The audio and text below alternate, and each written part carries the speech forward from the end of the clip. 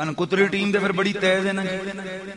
انہوں نے کہا نہیں نہیں اصل میں مزار بنایا نہیں ہے, یہ تو بنے ہوئے کمرے کے اندر دفنایا ہے. تو میں کہا جی میں بخاری وچوں 10 دواں کے بنایا بھی ہے.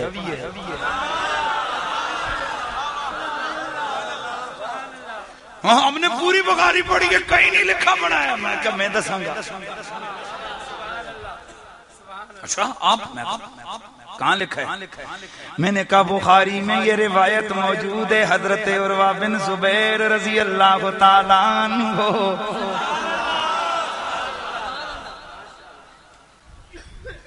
توجہ رکھنا, خلیفہ عبد الملک کا دور بخاری کے لفظ ہیں, سرکار کے مزار کی تعمیر شروع ہوئی. تعمیر کی وسعت کرنے کے لیے جب دیوار کو کھودا گیا تو اچانک اندر سے کسی کا پاؤں نکلا.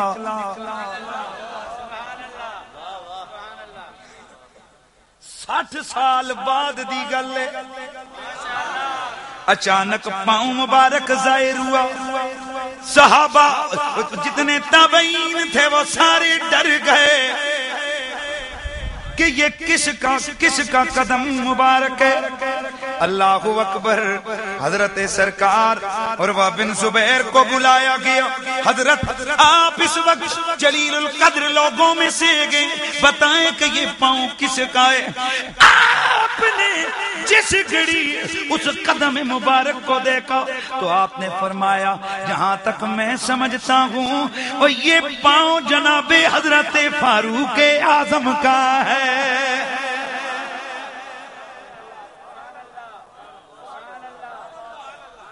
چنانچہ دوبارہ دیوار کو تعمیر کیا, مزار ویسے ہی بن گیا.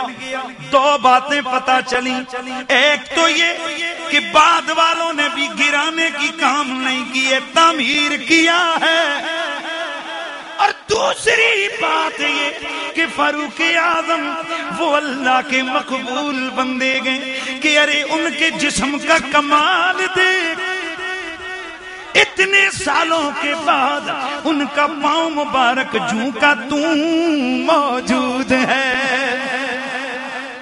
اور یہاں سے ایک بات اور پتہ چلی, اوے اگر میرے نبی کے صحابی کی اتنی پاور گئے کہ ان کے جسد اطہر کو مٹی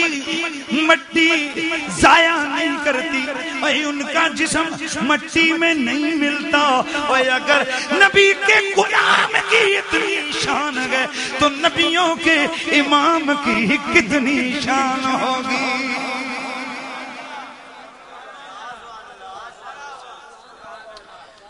بات سمجھ آ رہی ہے کہ نہیں آ رہی ہے؟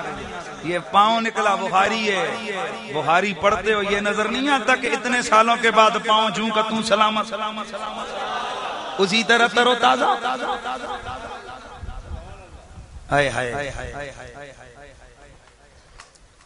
صدیوں بعد عراق کے اندر کچھ قبریں کھلی, حضور کے صحابی حضرت جابر رضی اللہ تعالیٰ عنہ کی قبر منور کھلی. لوگ حیران ہو گئے, پوری دنیا کے میڈیا نے دیکھا, ٹی وی کے اوپر آئی وہ تصاویر کہ رسول اللہ کے صحابی کا کفن بھی میلا نہیں ہوا تھا. حضور کے صحابی کا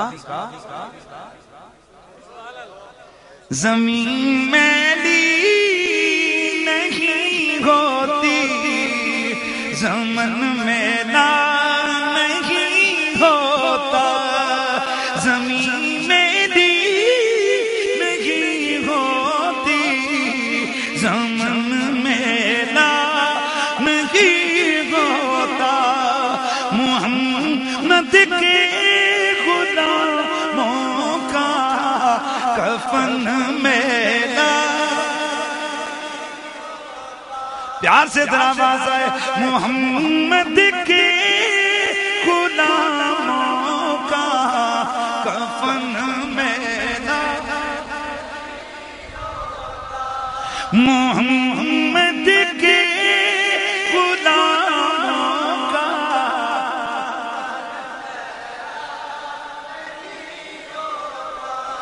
تیرے میرے نبی کو اختیار حاصل گئے. اب ذرا توجہ کرنا، یہ مارنا زندہ کرنا یہ سب امور تکوینی آ گئے، پر اللہ کے نبی کو رب نے وہ طاقت عطا فرمائی ہے کہ اللہ کا نبی موت کے وقت میں تبدیلی بھی فرما سکتے ہیں.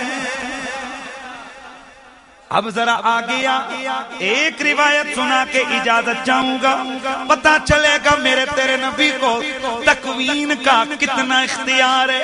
مارنا، زندہ کرنا، گھٹانا، پیار سے مارنا، زندہ کرنا، گھٹانا، بڑھا دینا، یہ سب تیرے میرے نبی کو رب قدیر نے اتنا کمال عطا فرمایا. آئیے ذرا غور کیجئے، غزوہ احزاب ہے، غزوہ احزاب ہے.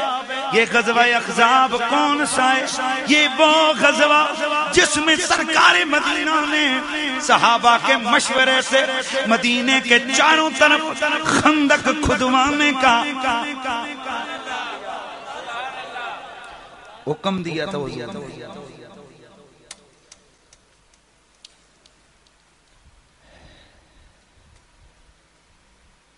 ہزاروں لوگ جو اس کام پہ مشغول. حضور گئے، کچھ صحابہ کو دیکھا کہ سرکار کے صحابہ کے پیٹ مبارک پر پتھر بندھے. میرے آقا گئے اور سرکار نے بھی پیٹ پہ پتھر باندھ دیے. یہاں پر کچھ کمپنیاں سمجھتی نہیں ہیں، وہ کہتی ہیں سرکار کو بھی بھوک لگی ہوئی تھی، سرکار مدینہ نے بھی بھوک سے 2 پیٹ پہ پتھر باندھے. چپ، نبی کو پتھر باندھنے کی کیا ضرورت ہے جبکہ رسول اللہ لگاتار کئی دن روزے رکھتے رہے. وہ حدیث بھی آپ نے سنی ہوگی نا کہ رسول اللہ نے لگاتار صوم وصال رکھا، یعنی ابھی افطار نہیں کیا، پھر روزہ، پھر افطار نہیں، پھر روزہ، پھر افطار نہیں، پھر روزہ، نہ سحری نہ افطار، روزہ روزہ روزہ دن روزہ. صحابہ کرام کی چونکہ زندگی کا معمول یہ تھا کہ وہ حضور کی ہر عادت کو اپنانے کی کوشش کرتے، ہر سنت کو اپنانے کی کوشش کیا کرتے تھے. صحابہ کرام رضوان اللہ تعالی علیہم اجمعین نے روزے رکھنے شروع کیے. 2-4 دن گزرے، صحابہ کی مسجد میں حاضری کم. کدھر گئے حضور؟ روزے میں. بلاؤ، کیا ہوا تمہیں؟ یا رسول اللہ روزہ رکھا ہے. کیوں؟ حضور آپ نے بھی رکھا ہے. میرے آقا نے فرمایا ایکم مثلی، میں نے روزہ تو رکھا ہے پر یہ بتاؤ تم میں سے میرے جیسا کون ہے؟ ابو بکر ہیں، عمر ہیں، عثمان ہیں، حیدر ہیں، دیگر حضور کے صحابہ موجود ہیں. آقا فرماتے ہیں تم میں سے ہے کوئی میرے جیسا؟ تم میں سے ہے کوئی میرے جیسا؟ ایک صحابی بھی نہیں کہتے حضور میں آپ جیسا ہوں. تو مجھے ایک جملہ کہنا ہے، صحابی کی ہمت نہیں ہے رسول جیسا ہو، وہابی کی ہمت کہاں سے آ گئی؟ ہمارا کسی سے ذاتی اناد اور جھگڑا نہیں ہے میری جان. کچھ لوگ یہ سمجھتے ہیں کہ خواہ مخواہ ہم لوگوں نے ایک ٹینشن کریٹ کی ہوا ہے، ایک ٹینشن بنائی ہوئی ہے اور ہم وہ جملے بولتے ہیں اور عوام واہ واہ کرتی ہے اور ہمیں بونس ملتا ہے. یاد رکھیے یہ ہمارا دین کا، ہمارا ایمان کا فریضہ ہے کہ ہم قرآن اور سنت کے مطابق سچ آپ کو بتائیں. ہمارا ذاتی کسی سے کوئی لین دین نہیں ہے، ذاتی کسی سے اناد اور جھگڑا نہیں ہے. رسول اللہ نے فرمایا تم میں سے مومن کامل وہ ہے جس کی محبت بھی خدا کے لیے ہو، جس کی دشمنی بھی خدا کے لیے ہو. تو اللہ کی محبت کا تقاضا یہ ہے کہ اللہ کے محبوب کے محبوبوں سے بھی پیار ہو، اور اللہ کی محبت کا تقاضا یہ ہے کہ اس ہر بندے سے دشمنی ہو جو رسول کا دشمن ہے، جو اللہ کے پیاروں کا دشمن ہے. اور اپنا عقیدہ مضبوط اور سنبھال کے رکھیے. ہم وہ کمپنی نہیں ہے کہ جو یزید کے پیروکار ہو. ہم لعنت بھیجتے ہیں یزید پہ. کسی کا ابا جی ہو تو وہ بے شک نہ بھیجے. میں نے ایک دفعہ ایک ایبٹ آباد میں تقریر کر رہا تھا. میں نے کہا اگر اس باپ سے تمہیں اتنا پیار ہے تو اس کے نام پہ بچے کا نام تو رکھ کے دکھاؤ. مجھے علی سے پیار ہے، میں نے اپنے بچے کا نام رکھا ہے فیضان علی۔ تیری ہمت اور جرت ہے تو اپنے بیٹے کا نام رکھ کے دکھانا یزید۔ ایک ملا نے چیلنج قبول کیا، کہنے لگا اپنے بچے کا نام میں رکھوں گا یزید۔ میں پھر اگلے جلسے پہ گیا، میرے پاس چٹ آ گئی، جناب مولوی نے اپنے بچے کا نام یزید رکھ دیا ہے۔ میں نے کہا نام رکھا ہے نا، جس دن بڑا ہو کے وہ بولنے کے قابل ہوا پھر میرا گریبان پکڑنا۔ یہ کیسے ممکن ہے کہ اللہ تعالیٰ حسین کے دشمنی میں یزید کے نام کو زندہ کر دے؟ فقیر نے کہا انشاءاللہ صدیاں حسین کی ہیں، زمانہ حسین کا۔ وہ اللہ کا کرنا، تھوڑے عرصہ گزرا، میں اگلی ٹور پہ گیا، مجھے پتا چلا یزید صاحب مر گئے، اس کا پتہ ہی نہیں۔ کوئی لے سکتا ہے ٹکر میرے مولا علی اور ان کی آل سے؟ اس لیے اپنا عقیدہ سنبھال کے رکھیے۔ آج کل کچھ جرسیم ہمارے اندر بھی گھستے جا رہے ہیں تھوڑے دائیں بائیں سے۔ میرٹ پہ اپنے عقیدے کو رکھیے۔ مولا علی کا نام لیا نہیں کہ پیٹ میں مروڑ آئے نہیں۔ اور یزید کی اس طرح سائیڈیں لیتے ہیں، یوں لگتا ہے جیسے موصوف انہی کی سگے اولاد میں سے ہیں۔ میں تو ایک ہی عقیدہ اور یقین رکھتا ہوں، ایک نیام میں دو تلواریں نہیں آ سکتی، اور ایک دل میں حسین اور یزید اکٹھے نہیں ہو سکتے۔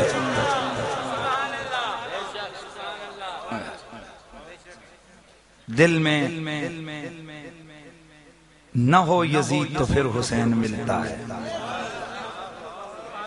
دل میں یزید کو بھی رکھو اور حسین کی بھی تلاش کرو، یہ ایسا نہیں ہو سکتا۔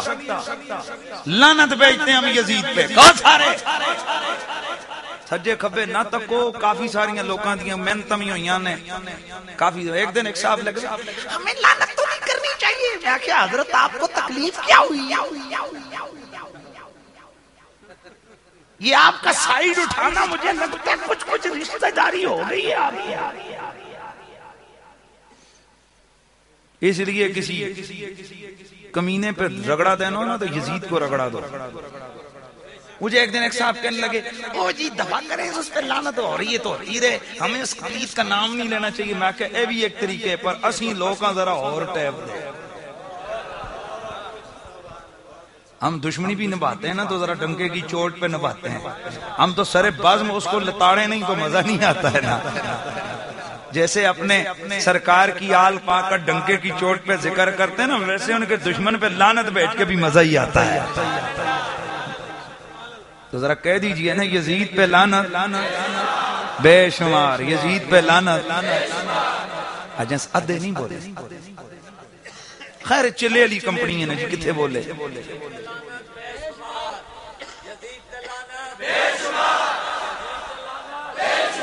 بس ایک گل آ گئی،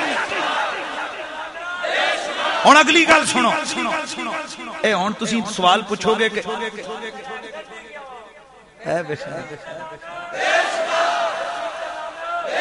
اچھا ایک لفظ اور بتا چھوڑو تے نال یزیدیاں تے بھی لعنت بھیج گل اے تے نہیں ہے نا۔ اچھا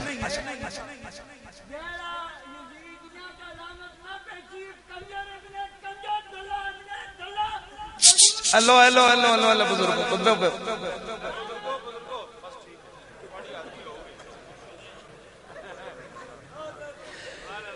اچھا توجہ نا، اللہ جی مہربانی تہاڈی جی ایک اور کھلو گیا نا تے تقریر والا کام ہو گیا جی، تہاڈی مہربانی۔